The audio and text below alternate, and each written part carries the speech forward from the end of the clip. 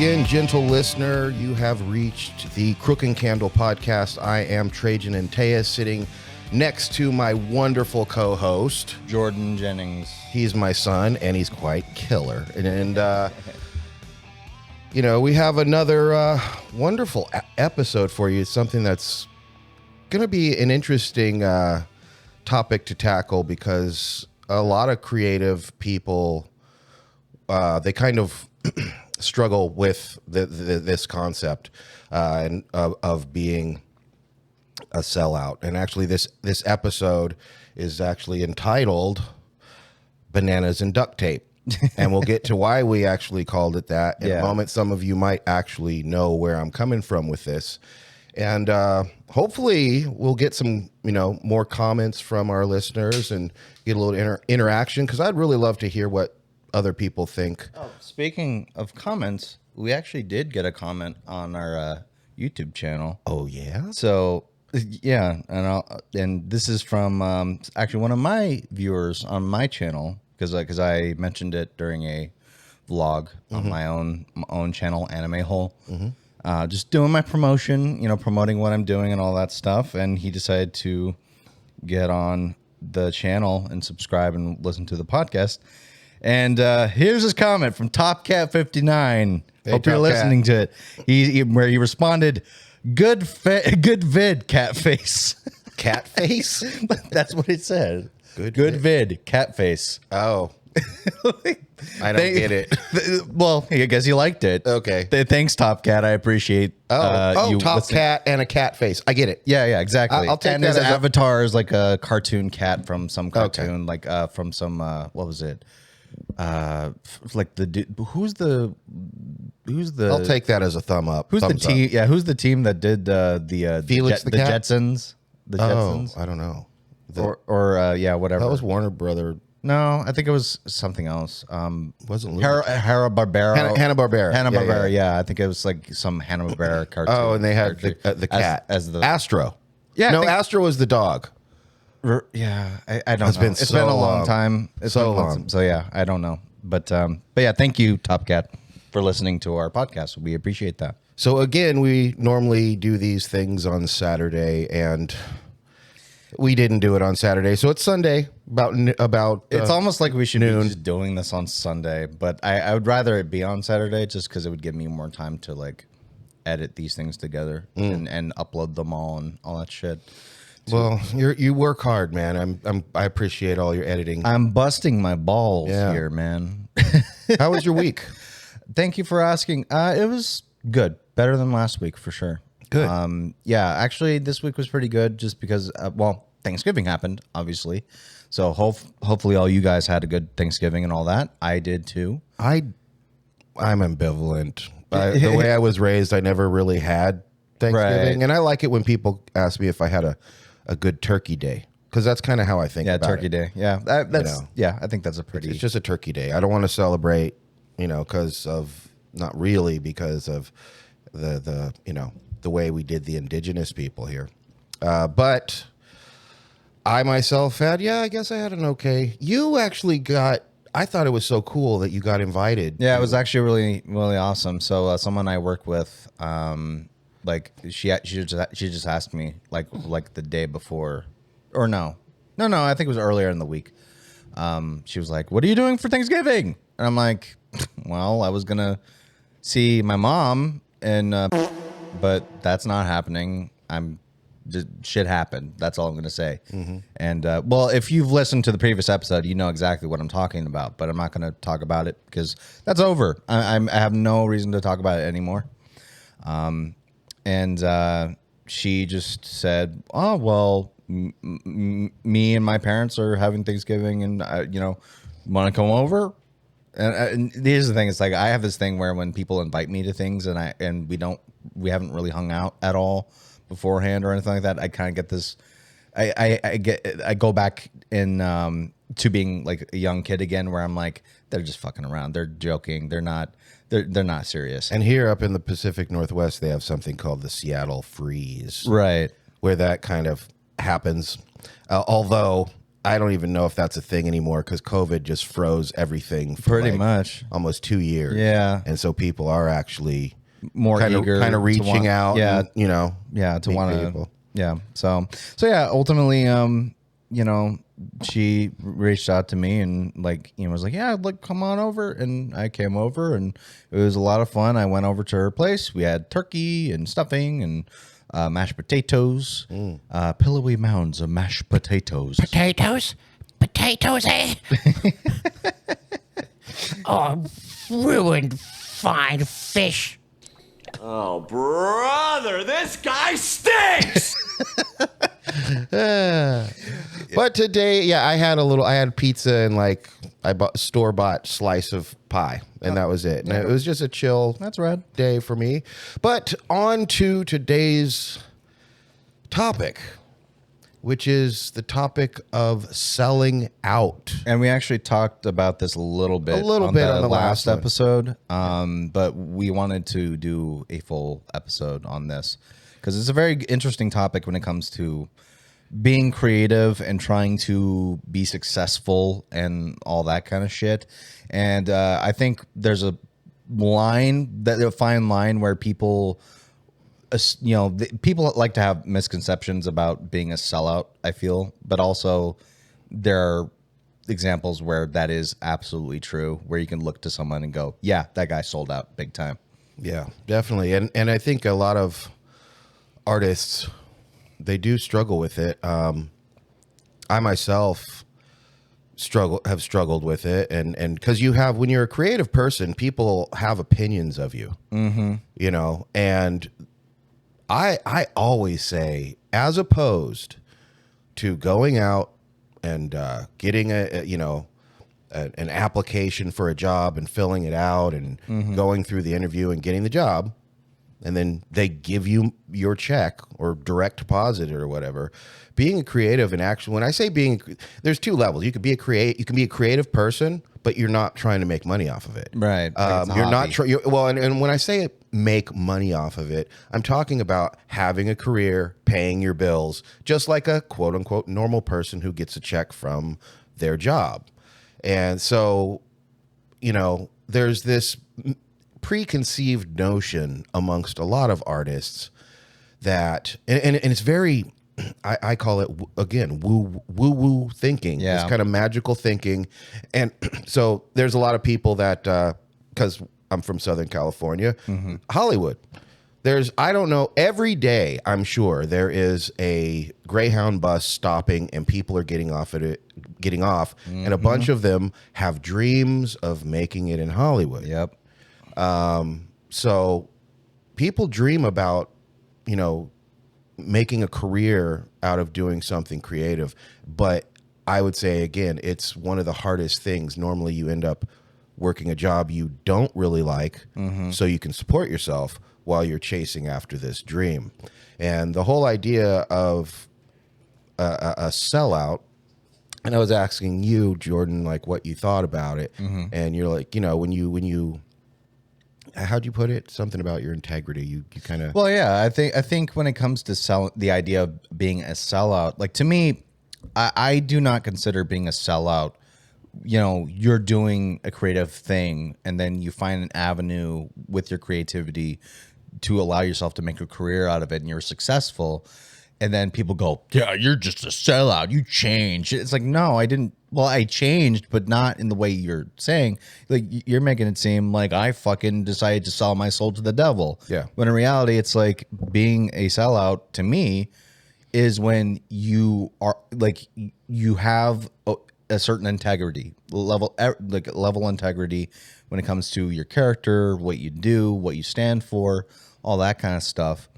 And then someone gives you an offer you can't refuse, or an offer that's so big that it would almost feel stupid to not take it, but that would require you to sell your soul, essentially, to sell your soul to the devil. And I would say there's that where money comes along, but for example, here I'll give you two examples of something, because I've actually had a conversation with a friend of mine who was a musician about this. And I said, okay, you love playing death metal, or doom metal or whatever, just metal in general. You love playing that. You've been playing it for years. You've been in different metal bands. But you're dreaming of being able to pay your bills with this stuff. Right. And so you're, writing little kind of hooks and jingles. And all of a sudden, Taco Bell's like, could you write us our new jingle? Now, there are going to be people that say you sold out. Okay. And I would say that's not selling out. No. I would say if you're a metal guy and for, 10 years, and then all of a sudden out of nowhere,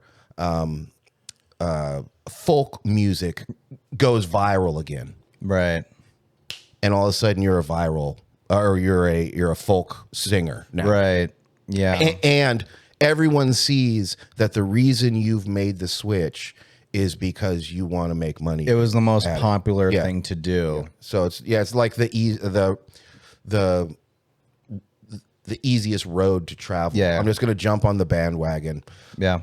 But I would say that money, when it comes to artists and money, that's why I think it's a good idea to have this conversation, because a lot of creative people have weird misconceptions around money. Right. I could be drawing and drawing and drawing and painting and stuff like that, and I am discovered.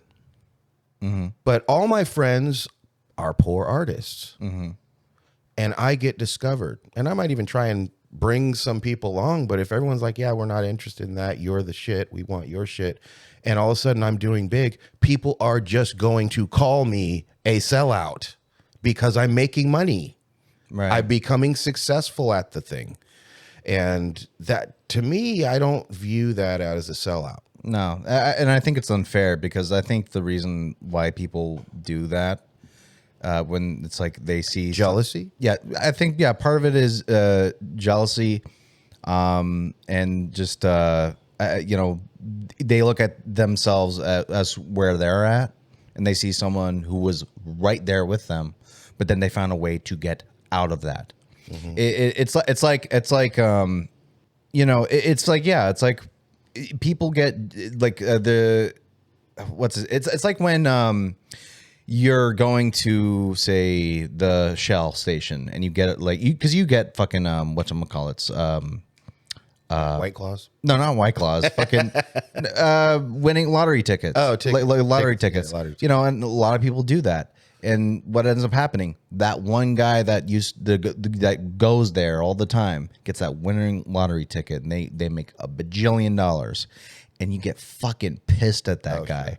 Sure. And a lot of the times it's like that jealousy comes from proximity. Like when you have seen a person that was at a certain level, at your level, and then they found a way to get beyond that, and now they're not there.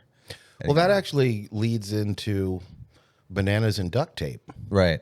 And if you're an artist out there, you know this. And I know a lot of artists got really ticked off when this happened, but it was Art Basel in Miami, 2019, I do believe. And the artist was Mauricio Catalan, and he took a couple canvases, just, they were just primer white, and then duct tape a banana. He did it 3 times, and he sold one. I think he sold 2 for $120,000. Oh my God! Why is everyone so fucking stupid? And that's, I think, many artists kind of, that was their reaction. Like, what in the heck? Right. Yeah. Now, and it's funny because the one, I don't know if he sold 1 or 2. I know the first one he sold was titled The Comedian. Okay. And the artist himself kind of is a shit disturber. Sure. In the art world. He kind of likes to take jabs at the art world. A troll. Yeah, a so troll, to if you speak. will. Yeah. Or an ogre, which is a very powerful troll. But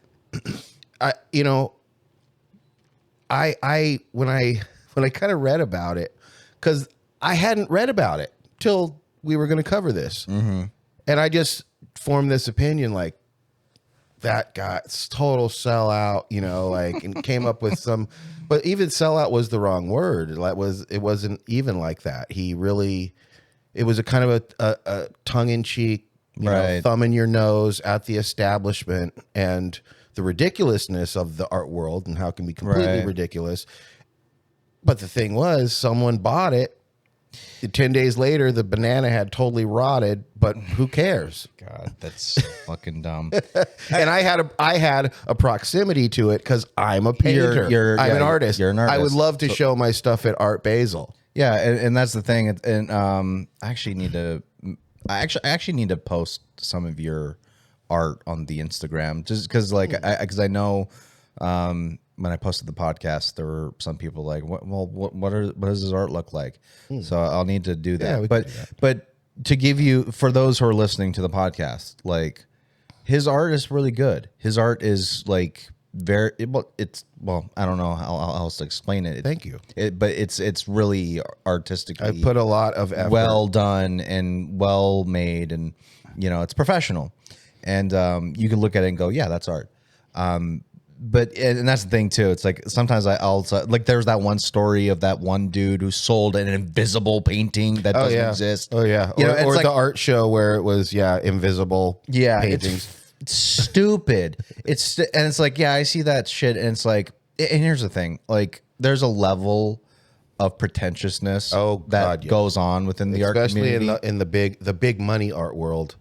They definitely have this kind of pretentious. Yeah, you got more money than God, so you can spend money on something that's completely ridiculous. Yeah, that's why I like people like Banksy when he fucking did that one art piece, like in a canvas or some shit, and someone bought it, and then it just immediately shredded the fucking thing. And the funny thing about that was it malfunctioned, so it only shredded part of this painting. Yeah. Okay. So in a way, but again, this is how the art world works. Yeah. What happened? It wasn't a destroyed painting worth nothing anymore. It became even worth more money. Right. Which is it's hilarious. But I can respect what Banksy was trying to do. Oh, sure. He was trying to take a dump on the art community by going, you're all fucking pretentious fucks. This doesn't mean shit. Yeah. But again, what he intended isn't what ended up happening. It ended up kind of feeding into that same level of pretension, and which I here's the thing, I don't blame Banksy for that. Like that's just, I think when it comes to the art community, especially, there's just so many like fart sniffers that go around, and just it's so dumb. It kind of makes me annoyed a lot of the times. Well, you're into popular media very deeply, sure, Jordan. Yeah. Out of the kind of creativity and artwork that you like, between anime, manga, what else? Comics, video games. What can you think of any one that you can literally point at and go, yeah, that they totally sold their soul at this point? Oh God. Fuck.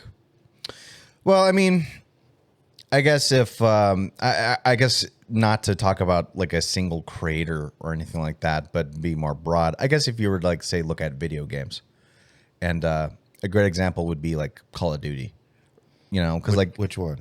Well, the series, okay, the series in general. But if I'm talking more like recently, the games that started to really like become sellouts, quote unquote, was around the time where like Black Ops 4 came out or something like that, which was when it started to like go more futuristic and all that shit, and then it just overall, like, the games themselves, like, because that's the thing, you have to understand, when Call of Duty started, it was about World War II, and then they decided to change by going into Modern Warfare, which made sense because around the time those games came out, Modern Warfare 4 or Call of Duty 4 Modern Warfare, as it was called.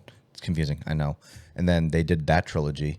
Like, the fucking Iraq War was going on, so they wanted to do games on that. But the thing that was good about them was that they didn't really sell their soul. There was an audience that was there that wanted to buy into that shit, and they just kept on trying to make it better and better and better. But it eventually got to a point where it wasn't even about making the best product. It was just about trying to pump out a product every 2 years.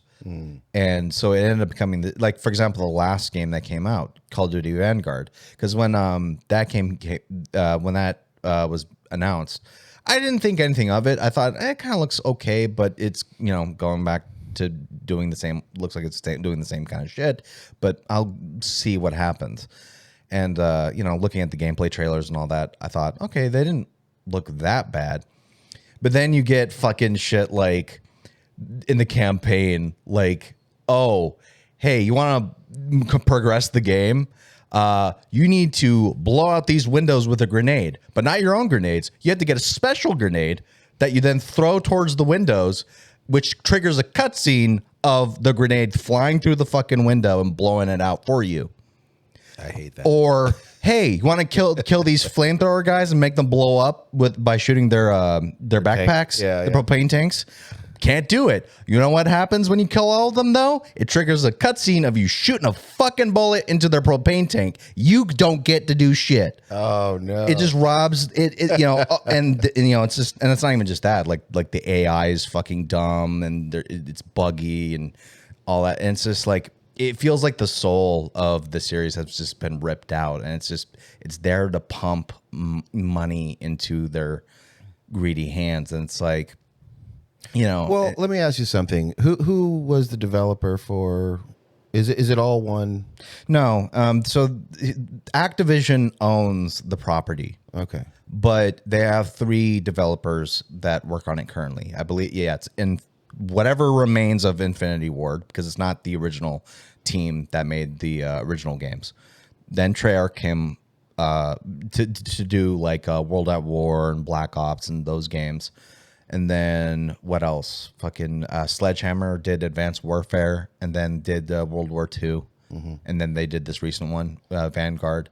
So, but my thing is, so who was it again that holds the properties? Activision, which there's I could go in on how fucking fucked up shit's going on with them right now. Oh, they're sure. not in a good space right now, but that's a way Totally different conversation, and it would take too long. Okay. Well, and there's different types of, you know, it's like if you're a painter and, you know, people are following you as a painter and you have friends that are painters and artists.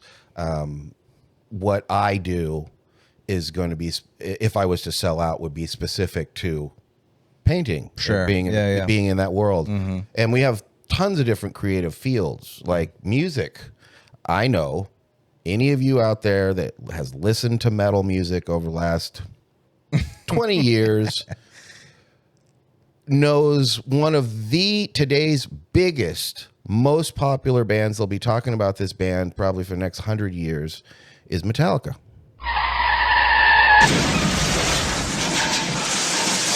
And it was funny because I'm 50. So when I was going to high school, I think I graduated, 89? So I think like 85 or something, 84, you know, Ride the Lightning had come out. Right. And actually it was Kill 'Em All, then Ride the Lightning, and those classic albums. And then, I was getting close to being a senior, and Justice for All came out, which is literally, even though I love the first albums they put out, their level of songwriting had went up, and I love that album, and a lot of people did. Mm-hmm. And I think their management saw, because I remember like high school was so cliquey, Sure, that like I didn't listen to music that was out during my high school years until my 30s. Like I didn't listen to Iron Maiden until I was like 31, just because, you know, there was a kid that looked like the son character on Squidbillies, just like that, red mullet, spiky hair, zitty face, like, and just skinny.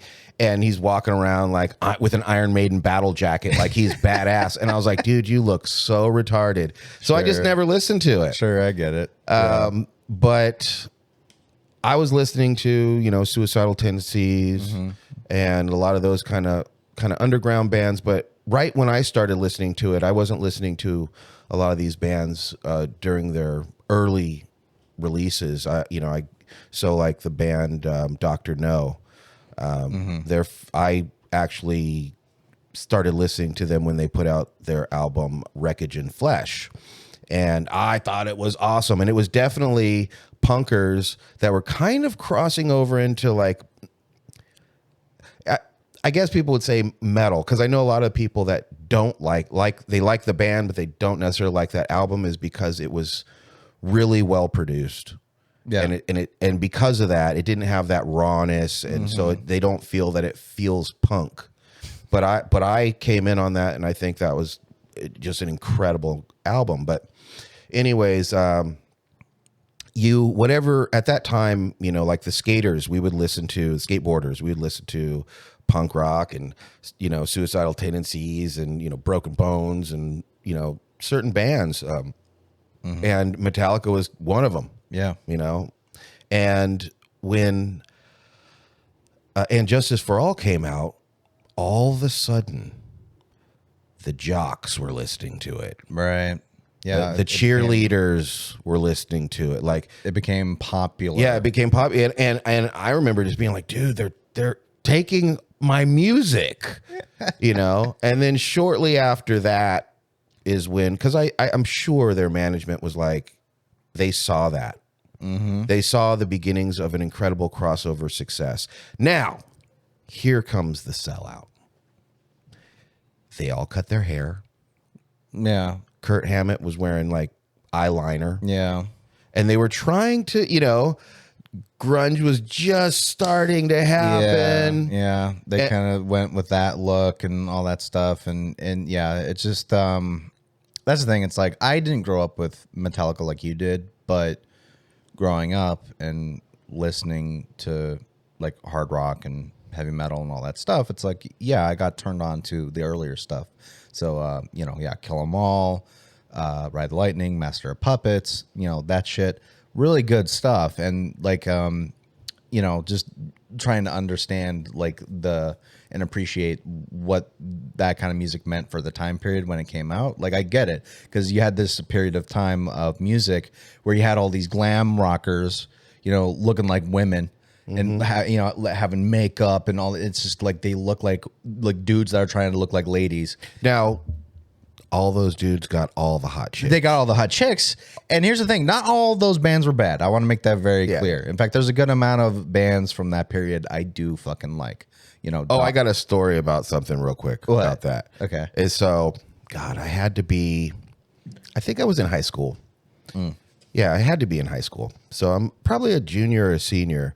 And I this one night I took acid with a couple of my friends, right? Okay. And so we're all tripping on acid, and we're running around this strip mall in Irvine, where we lived. And there's a record store, and we go in, and we're looking at records, looking at records. And actually, it's kind of hard to do that these days. You have to actually find a record store. But back in the day, man, looking at record covers on acid is incredible experience. But at a certain point, one of my friends, I think it was Arvin Luminarius, he's like, hey man, hey Jay, check this out. Check it out. Check out these hot chicks. The band Poison. And I was like, damn, they're hot. Oh, and then they're just busted on me because I tripping balls and they look like women. So, but yeah, you know, that was the time. That was the look. Yeah, that was the just the time. You know, and that's the thing. It's like yeah, there are bands from that period that I totally like Doc and you know, the early Motley Crue. You know, and like everything, when a style of music starts becoming popular, bands are gonna jump on a bandwagon. And then in the case of like Metallica, what ended up happening was they didn't want to fucking do that. They didn't want to do the whole guy liner like glam look. They were doing this hard edged music. That. So it's like yeah, I remember just watching like a video on Metallica, and like there's like a video of fucking like them like playing on stage. And they're just like, if you're expecting all that, I actually can't say it, like that gay ass like glam metal shit, you get the fuck out. We're not doing that shit. And I'd like to say he didn't actually say that. James Hetfield said that. Yeah, James Hetfield said that. So, like, in fact, I think he said the F word, if I remember correctly. Yeah. Something like that. But yeah, that's what he said. And it's like, but that was the time, and they became successful because, or they got their niche because of the fact that there were people that felt the same way. They were like, no, we like metal, but we don't like that subsect of metal. We want the hard shit, and so yeah, it made sense, but it wasn't for everybody. And then all of a sudden, like, there was this crossover period where, like, with Justice for All and then the Black Album and all that shit, where they were starting to and here's the thing, those are not bad albums, but I do understand why there were people that looked at that with a side eye and like, I'm not sure if I'm liking where they're going. And then next thing you know, the fucking 90s happened. And then what happened? The fucking grunge NATO from Seattle came twirling out and fucking destroying everything in their path. And then next thing they had to do was like, oh, well, clearly, we should look like that and sound like that. And, make our music just. And that was, and again, like, so as a artist with a long career myself, there used to be a time where I thought kind of these ways. Like if I saw someone all of a sudden blowing up, or a band that I liked came out with music, and then they get better at their instruments. Right. They get better at songwriting and harmonies and stuff like that. Yeah. And they want to explore these things because that's what it is to be an artist. You want to grow. Yeah, there's nothing wrong with experimentation. Yeah. So I would, if they changed, they were a sellout to me. And that's how it was for me for a long time. Now, as I've gotten older, I kind of have a little bit different viewpoint. And my main viewpoint is, no matter what you do, if you're getting successful at it, people are just going to call you a sellout, period. Right. Just because. But that doesn't necessarily make you, a sellout. Again, I used to think that way, but now it's kind of like me and you grow. We get older. Yeah. The things that I wanted in my life, or that I thought were cool in my life when I was 20, I don't. I get it. It's not that those things are not important to me. And I could totally see like a Gen Zer or something looking at me and going, "Oh, you were never. If you're not punk anymore, then you were never punk," or something like that. Because now you're concerned about making money and being able to buy a house. No, it's called growing up. Yeah, it's called. First you have, especially musicians, their style is going to change. They're going to experiment, and they're going to release music that you might not vibe with anymore. I can listen to old Metallica and I'm like, fuck yeah. I love it. And then they went through their own stuff with band drama and using illicit substances, and it's causing issues, and Saint Anger, which is literally the worst album in the world. But I literally did see them. First, they were getting better at their instruments and the way that they made their music. But there was a specific time where they were crossing over. They were beginning to become widely popular. Yeah. And that's when I literally saw the music change to appeal to the jocks and to everyone. Yeah, they changed their identity. It wasn't they were making music for pissed off metal kids, who because if you listen to their stories individually, like James Hetfield, that's why he kind of had a drinking problem, was because he went through kind of some screwed up stuff as a kid, and he's playing hard music because he went through some screwed up stuff as a kid, and that's his way of decompressing and dealing with it. So that's a specific example. I'm going to bring up a good friend of mine, Dino Samisi, from the band Dystopia and Asunder. He also sang in the band Noothgrush for a minute. But Dystopia any of you, and if you haven't listened to it, listen to the first album, Human Equals Garbage. It's amazing, and it was perfect for our time. Nowadays, the things that are happening in the world, the music's still relevant. And the thing about it, because I just had a conversation with him, and as a matter of fact, I remember when they were ready to break up, and it was because I actually went on I was a roadie on a tour. I can't remember the year, but is that her? That's her. Let her. Can we? We're gonna let the dog out real quick. Yeah. Who let the dogs out? Yeah, because Collie is whining so loud I could hear it. But I'm gonna continue the story. Yeah, when they pretty much kind of broke up, we went on a tour in LA, and the crowds were out of control, and it wasn't. They were no longer going to be kind of this underground band that had a rabid following. It was really growing. The people listening to their music was really growing. And I remember going with Mouse, the guitarist, to get the van so that we could drive it from where it was parked and load up. And he's literally pulling his hair out. Mm-hmm. And he gets in the car, and he was so stressed. And I'm like, Mouse, are you okay, man? And he's like, I don't think we can play anymore. And I'm like, what do you mean? And he's like, we've gotten too big, which was a trip for me because I'm like, don't you want that? But it was this very DIY spirit that they had. Their roots in music was deeply into bands like Crass, which were very political and, talking about the struggles of the everyday man and the things that we go through as people. And, it used to be a place where you go to a Dystopia show and you pick up a shirt for $5. You pick up a CD for $5. When you go to the show, you go to Gilman, you pay $2 to get in. Mm-hmm. Okay. And they had reached a stage where it was like, it was going to be $30 for shirts. If they were to do it, it was going to be $30 for shirts, right? $25 to get into the venue. If you wanted their album, it was going to be $20. And they were against that, steadfastly so too. Mm.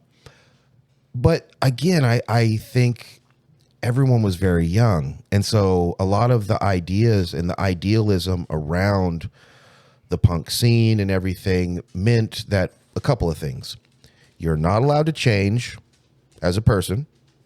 You're allowed to get older, but you have to keep the same idealistic spirit and want the same things and never change, which that's problematic because people change. Right. Yeah. It just happens as part of growing up. Actually, you were saying all that, and it's like, do you think that a lot of this, people being against the idea of quote unquote selling out comes down to not just people's youth and lack of experience, but rather this self-image problem that they may have? Well, sure. Yeah. You want to, on how they look at themselves. Yeah. Well, and not only how an artist looks at themselves, the worry of what other people think. Yeah. When we're young, we want to be the same. I know this because just growing up as a Jehovah's Witness kid, I didn't get to go to birthdays. I didn't get to go to Christmas. I didn't when we were in class and everyone's cutting out construction paper and making little turkeys. I couldn't do that for Thanksgiving. So I always felt an outsider. Mm-hmm.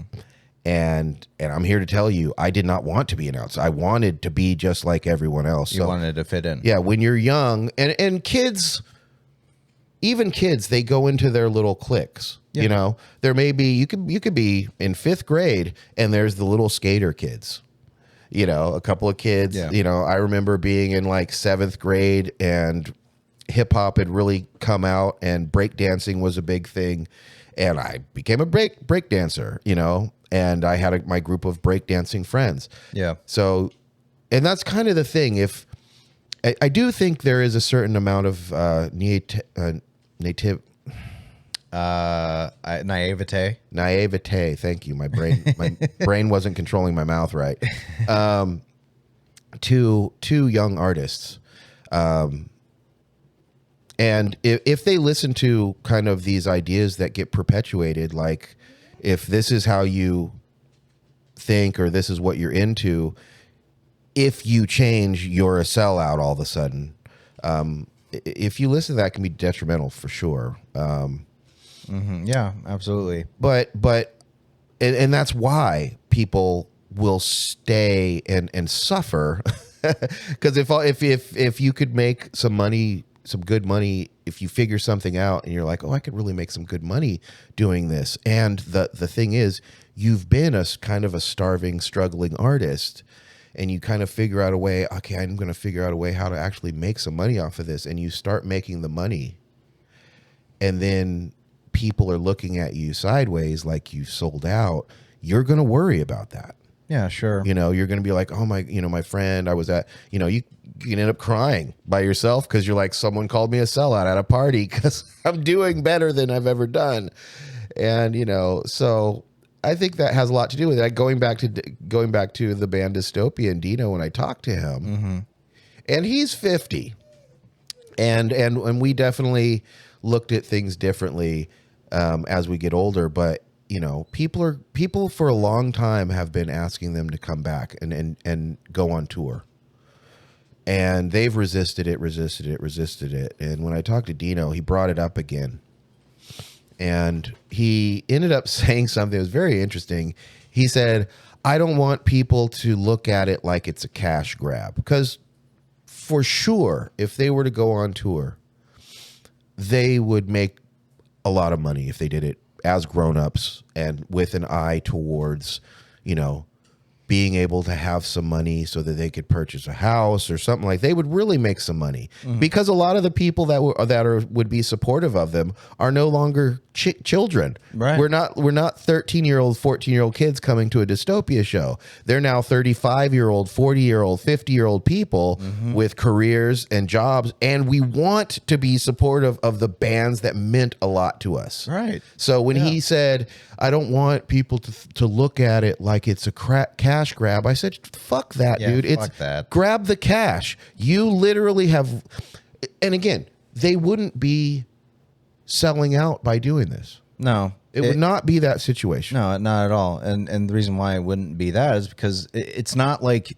again, like this is why I had to make this delineation between selling out and selling your soul. Because there is a big difference.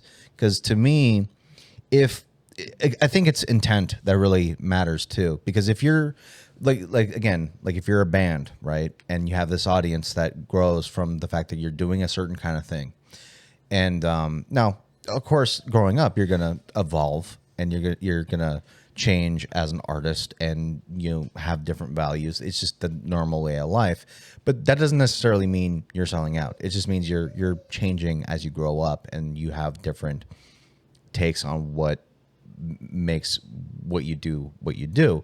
Now, it would be a different scenario if, say EMI or some fucking music company or Warner Brothers Music or whatever, like, hey kid, we like what you do.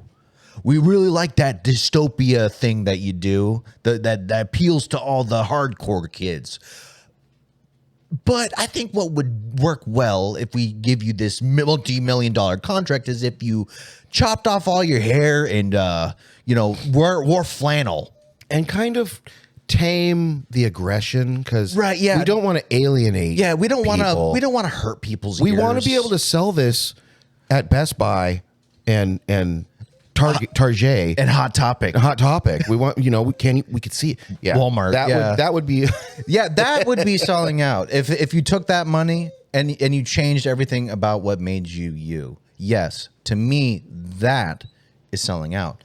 What's not selling out is when you have this audience that are willing to pay you or willing to be like, dude, we want to support you. I mean, it's like even with like Patreon nowadays. That's why it's like when YouTube, like there are people on YouTube that get worried about opening up a Patreon. It's like, oh, I don't want to look like I'm begging for money. Yeah. you know, and all that stuff. But it's like, no, fuck that. If you are popular and people want to support you, give them the option to support you. I don't think there's anything. Now, I do think there's a risk with that, and that risk is if people start paying you and you're offering something to them, and then you stop offering that, or you just disappear for like a week or a month. And you're not communicating with them. They're like, what the fuck's going on? When's your new thing coming out? Like, I'm paying you this money. Yeah, that I could see that's stressful, obviously. But I just think it's also important to be, honest with yourself and know what you want. And if you're willing to do that, then just be responsible, obviously. But yeah, like in the case of Dystopia, like if Dino were to come back and get the band back together, and we're getting the band back together. Yeah, and made an announcement like, dude, we're gonna tour and we're gonna. Oh, people would flip out. Oh yeah, people once they could sell tickets online, they would sell out. Like that. Yeah, I know it. Yeah. They like sold merch and did all that stuff, and then they made a new album or whatever or something like that. Like, yeah, people would buy it. It's like, and there's nothing wrong with that. I think there's nothing wrong with trying to get yours. Yeah. Get your money. Grab your money. If there's an opportunity for that, do it. As long as you're not completely changing what made what you're doing you. Okay, I have a question for you. Kevin Eastman. He's one of the artists that came up with Teenage Mutant Ninja Turtles. Yeah. Okay. Now this is a hard one for me. Okay. So now I used to tattoo with this guy in Berkeley, Mark Bodie. His father was Vaughn Bodie, which is incredible underground comic artist known by everyone. Incredibly talented, tons of ideas. He gave me a signed bunch of books called Cobalt 60. And the funny thing about that was Vaughn, the dad, never drew Cobalt 60. He just would tell stories to his son. Okay. And then once his dad died, eventually Mark did the series. Okay. But anyways, as he tells the story, because he was one of the first artists that they had hired to do the artwork for Teenage Mutant Ninja Turtles. But the story goes, these two poor artists, and I've been in so many of these kind of places, they're renting a little space. There's an art table on one side. There's an art table on another side. I cannot think of the other artist, and I feel really bad about that. But as they're sitting there drawing and smoking weed and stuff like that, the one guy gives Kevin a drawing, and he goes, check it out. It's a mutant turtle or a mutant, like a mutant turtle or something like that. And so he redoes it, and he hands it back, and he goes, check this out. It's a Teenage Mutant Ninja Turtle. And with that, they kind of started putting this story together. Right. And I believe they cobbled together like $500 and self-printed. Now, everything was just black and white. Yeah. And it was very raw and gritty and really rough. Very violent. Very violent. Like, I want to say there was like a panel of like the turtles fighting Shredder, and like they literally stab him through the fucking chest. Yeah. And it's like bloody and all that shit. It's like, whoa, holy shit. So they print up the first episode, basically, or the first comic. First comic, yeah. It sells out immediately. Yeah. And they're like, wow. Actually, I want to say the first run they did, someone got a tax return, and so they used $500 to do it and sold out immediately. And so they're like, well, let's take the money that we made off of this and let's do a second one and see if this is actually a thing or if it's just a flash in the pan. Right. So they do their second one, and this time they put like a couple grand towards it because they made money off of it. Yeah. Sells out immediately. Now, eventually, Hollywood comes a knocking. Yep. And they're like, you boys are onto something. Now, again, when they did the first comic. Yeah. They invested 500, made 2,000 off of it. Right. They didn't spend that $2,000 on a new car or, new clothes. They reinvested it and they sold out there. So they got some money now, but they're not rich. Right. They're probably able to be like, dude, I could pay all these bills that are, they're behind and I'm just barely hanging on. We can pay the rent for a couple of months and not have to worry about rent. But eventually Hollywood came knocking and they saw something. They're like, dude, this could become insanely popular. The only thing is we want to do it in color and we want to take, make it more round and soft and take out the violence and make it more comedic, and we could really make some money. And they did it. Collie, I'm talking. Come here. Go to him. No, she doesn't want to. Okay. Because I'll punch you. No, I won't. I love her so much. No, she's a good girl. She just wants attention. A good girl. Yeah. But yeah, they made the show. So The TV show. was that a sellout? Would you consider that a sellout? That's a tough one. Because here's the thing. People still have good memories of the show. Oh, absolutely. Like there are people now. I mean, I didn't know this until at a certain point, because I watched the whole Teenage Mutant Ninja Turtle thing happen, and it wasn't until years later that I found out at a Comic-Con that they actually did these two the first comics. Yeah, and that's and I was like, really? I think in a way, Kevin Eastman and who's the other guy? Mark. I want to look it up. Yeah, so I think the reason why they can kind of get away with it a little bit is that, first of all, not everyone reads comics. And, especially at the time, not everyone read comics. Now, obviously, I can understand why comic book nerds would feel betrayed. And Peter Laird, sorry. Peter Laird. Peter Laird. Yeah, Kevin Eastman and Peter Laird. And because that's the thing. There are people to this day that didn't even know there was the fucking comics. Like you even mentioned. Yeah, you didn't even I had no idea.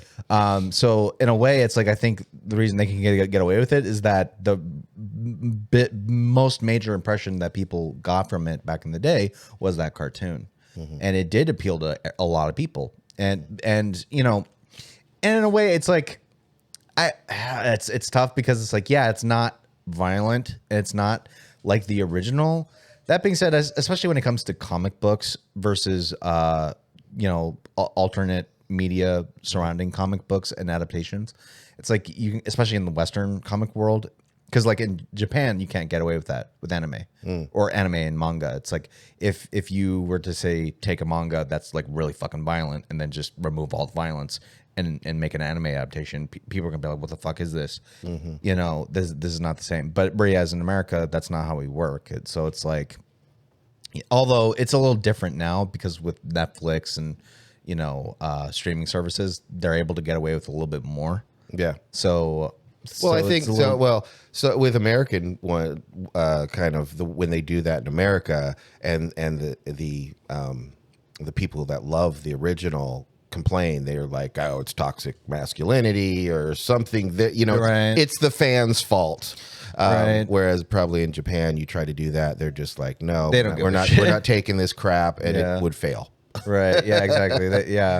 I think my point ultimately is like, I think in a way, well, and that's the thing too. It's like, it's not like they stopped doing the comics.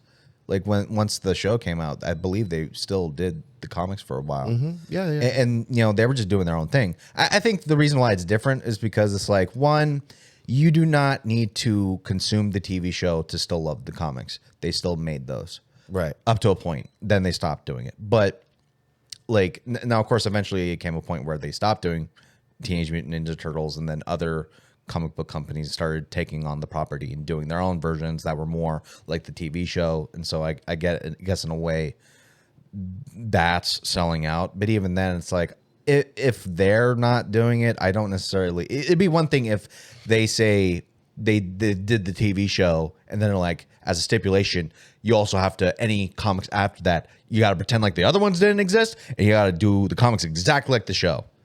Then I'd be like, okay, yeah, that's selling out. Okay, let me go take on a huge whale. Okay. This is one that's close to my heart too. George Lucas. Okay. Now we know, so Star Wars, the deal that he got was that he got 100% of all the merchandising. Yeah. That's what made him rich, more Yeah, than anything. absolutely. All the freaking toys that The toys, I had everything. The video games, Yeah. The fucking the Elseworld books or whatever, the extended universe books. Yeah, yeah. All that shit. Yeah. But my thing is, at a certain point, this is his baby. yeah. He sold his baby Yeah, he did. for a lot of money. Yeah, like I think it was like multi-billion dollars or some shit. Like Yeah. a lot of money. And in a way, it's like even with that, I'm torn on that because here's the thing. What came out post George Lucas, that's not his fault. That's because he just decided to let it go. Yeah. Here's the thing. Let's be completely 100% honest. George Lucas, when the Star Wars wasn't 100% his baby when he first came up with it. They had other people working on the original trilogy when he was doing it. So it wasn't just him. It became mostly him once he did, came up with Lucas Productions and started fucking, doing the prequel trilogy. Yeah. That was all his kind of. Yeah, was it Lucasfilm and Industrial Light and Magic? Yeah. And, So he like by the time the original prequel trilogy came out, that's when he was fully running the ship, and everything that was done was like had to be run by him. I want this to be my vision. now that's a perfect example because I haven't watched the Rise of Skywalker kind of. I haven't really paid any attention, and people that are my age, which I actually camped out with my dad and my brother for Empire Strikes Back. Yeah. When they literally had blockbusters. There were people going around the corner trying to get into the movie. Now, a lot of people, and again, I kind of understand it because at this point when he goes to make the prequel trilogy, he's got kids. Yeah. He's got young kids. And he did same thing that Eddie Murphy did. Eddie Murphy he was really raunchy, but then he had kids and he's doing Dr. Dolittle and meet the, I can't even, whatever. Yeah. So the person that is in charge of this stuff is growing as a person. So then he goes to create something and he's like, well, I kind of want to make it to where my kids would enjoy it. So he throws in some horrible characters, like Jar Jar Binks. Everyone hated him. Jar Jar, fucking. But I think again, I think that what it really comes down to, as a creative person, you have to deal with the question that you're going to put to yourself of, am I selling out? Because people are going to accuse you of that one way or another if you change as a person. Yeah. So I think that's kind of the thing. It's what can you live with? Because really, we live in the Pacific Northwest. It's extremely expensive out here. Yeah. If even with me, if I figured a way to raise some money or do something that becomes extremely profitable, I would run with it because at this point in my life, I there's certain things that I want for my life that when I was younger I didn't want. That being said, I wouldn't be someone else. The people who know me, and I wouldn't try to be someone that I'm not for a paycheck, which to me that would be selling out. So I mean, I there's a certain amount of integrity that you as a creative person want to have, but, and I mentioned this in the Lonely Artist episode, you kind of have to weed out what is kind of a myth and what is kind of, people's jealousy right now. Like Twitter, it allows people to act like they're in fifth grade.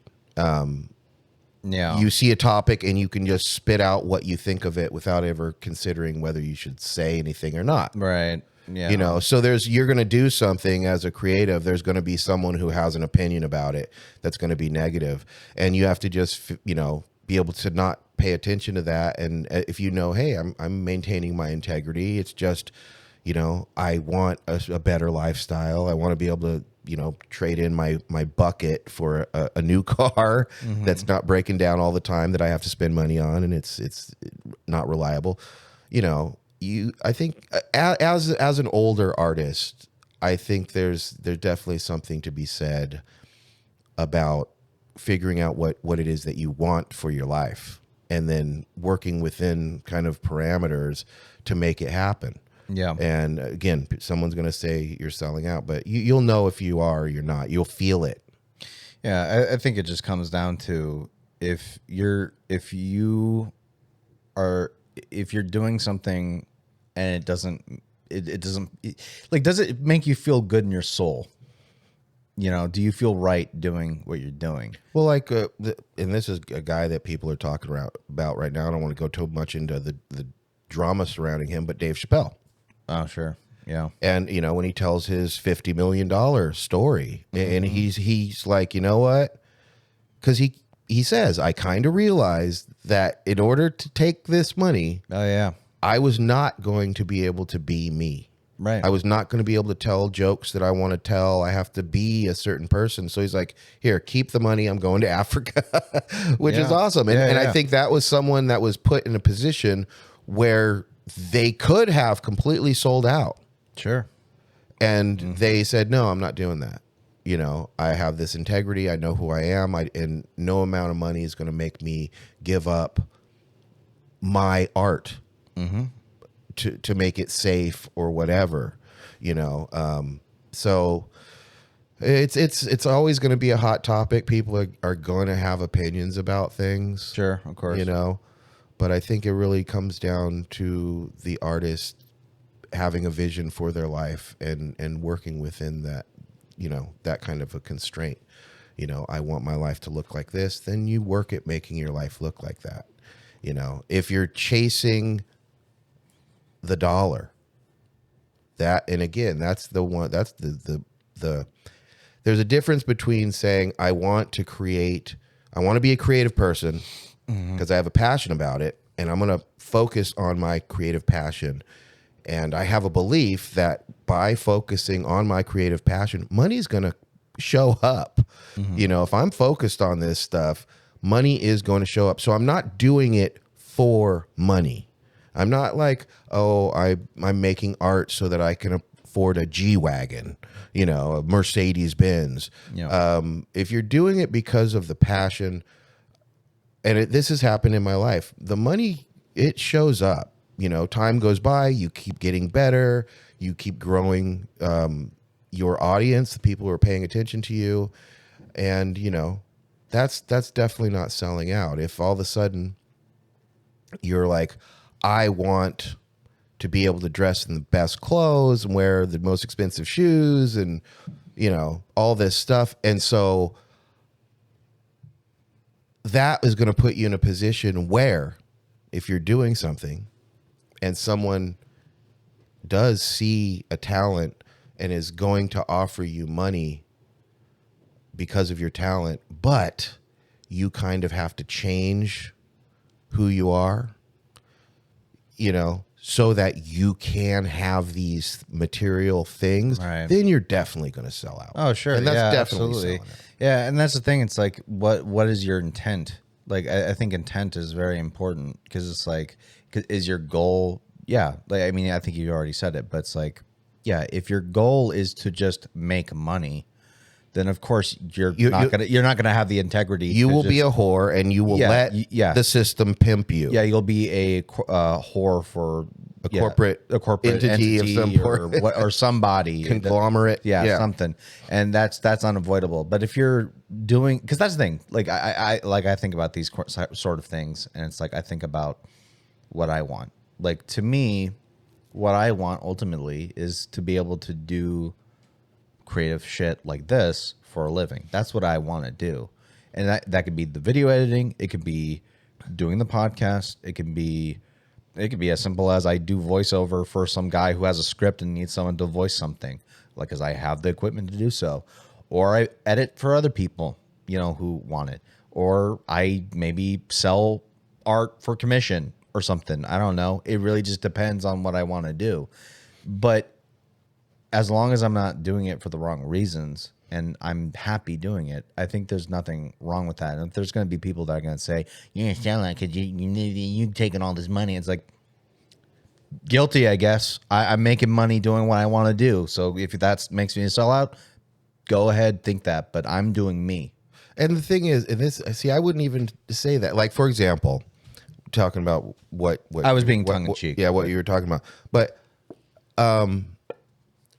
if an opportunity comes, and this is something for any young artist out there who's listening, this is, I'd say, the most important thing I could say. If you're doing what you love and an opportunity comes, first of all, have a bit of a backbone. And read the fine print. Yeah, because the fact of the matter is, if there's all of a sudden there's this possibility that you could be doing something big and making a bunch of money, pay attention to what they're offering. And don't be afraid to say, well, I don't want this. Take this out of the contract. I want this added to the contract. And if they say, you know what, this is too much of a headache, never mind, say, okay, and walk away. Yeah. Because if there's an opportunity and you pass up on it, there will be another opportunity. You don't have to, if you're an investor, every person that comes to you with, hey, I got this great idea, you could invest, da da da da da. An investor doesn't take every investment. They don't invest in everything that comes by. Something comes by, they say, nah. Yeah. It's not like another possibility is not going to happen. Another investment's not going to come through. It is. If you're a creative person and you're focused on what you're doing and what you love, you're going to have opportunities. Yeah. If someone, that's the thing. It's like, if someone's going to pay you a certain amount of money and they need you to sign the fine print or sign on the dotted line, and you see what they're offering and what they need from you is something you wouldn't want to do because you have a certain level of integrity that in your mind that is something you wouldn't do, but you do it anyway. Then yeah, of course that's definitely not a good thing, and people are going to probably look at you funny for doing that, and probably rightfully so. But if you were to take a deal and it's like that's something you're okay with doing, and it's whatever, then I don't see the problem with it. But success is not this boogeyman. Like the success is or signing a contract for a deal to do a certain like a TV deal or some shit. I don't know, for whatever. Like there's nothing wrong with that as long as it's something that's that's something you would do, and you're okay with what they require you to do. Yeah. It just comes down to what feels good for you, and not doing everything just for money. Yeah, it is funny because and I know we're getting long on time. Yeah. Perfect example. I love the actor Samuel L. Jackson. Oh, sure. Yeah. Okay. Now, because this happens with a lot of people. I'm sure, because when I look at snakes on a plane, I don't understand. And he's even, he's got the line, get these motherfucking snakes off this motherfucking plane. Yeah. And you could tell that whoever wrote the script really wanted him to say motherfucker, because he says it really good. Yeah. If you want to hire an actor to say motherfucker, he's the guy that's the dude. Absolutely. But it was a ridiculous movie. But the thing is, he made money doing it. And I bet, because he wasn't a young dude struggling, it was something where it's like, I could make some money. Yeah, I'll do this thing. And, whatever. And people could freak out about, oh my God, he sold out. Da, da, da. Well, dude, the movie is actually almost a cult classic because it's so retarded, the idea of it. He made some money. And I don't think I don't think that he like loses a wink of sleep. No, about well, that movie. and well, here's the thing: like Samuel L. Jackson is an interesting case because it's like to him, he doesn't give a shit. He's an actor. Yeah. Like he'll take a role as long as they are paying him money, and he's like They meet his stipulations. yeah, they meet his stipulations of what he wants, and they go, "Can you do this role?" Fuck yeah, I'll do that. Yeah. And he does it. And in fact, there's a good amount of actors like that sure. that are like really good actors, but they will do bottom of the barrel shit as long as they pay him a good dollar. And yeah, you can see that as selling out, but it's like, well, it's a job. Yeah, that's his job. That's his job. Yeah, that's what he does.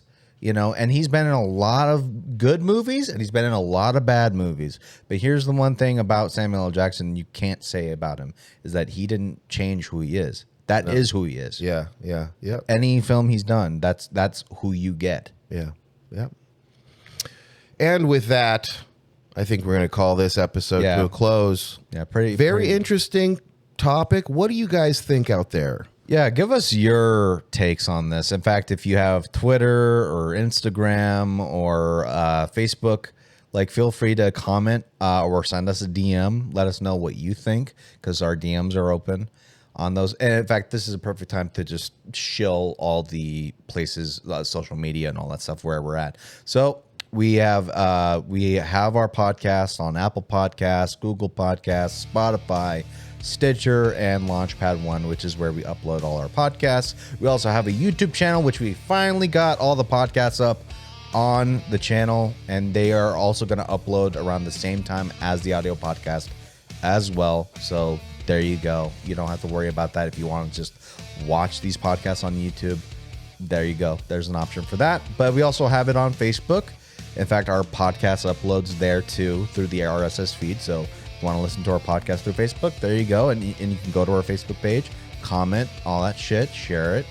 Instagram, same thing. Everywhere we're Crooke and Candle. Yeah, Crooke and Candle. CROOKEANDCANDLE. Yep. So there you go. And then we also have a Twitter as well.